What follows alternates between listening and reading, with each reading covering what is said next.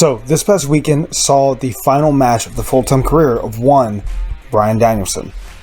Now here's the thing, while a lot of people want to focus on this, I want to focus on this.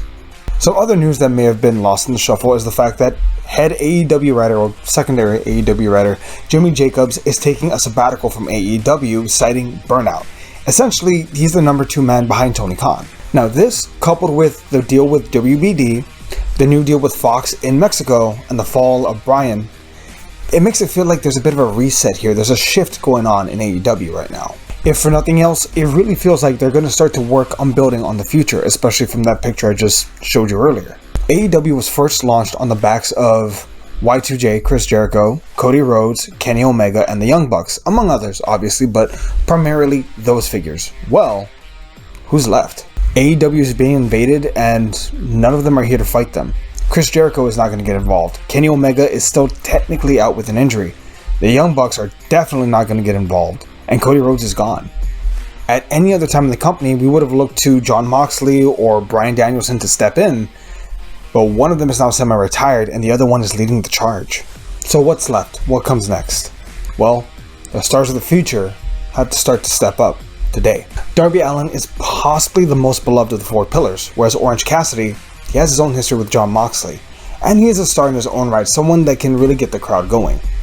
That said, Daniel Garcia, the man who had possibly the best dance moves in all professional wrestling, is now an impassioned professional wrestler, reinvented, that can ignite the crowd.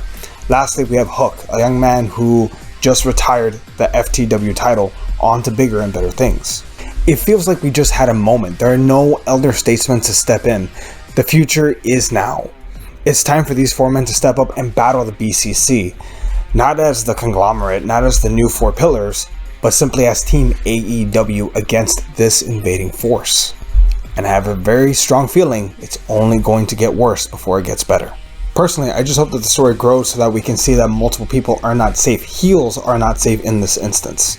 I'm not against the idea of Hangman Adam Page and Swerve Strickland maybe setting aside their differences to battle the BCC. Maybe it works, maybe it doesn't. I'm also not against the idea of Darby Allin dethroning Jon Moxley to become the new AEW World Champion.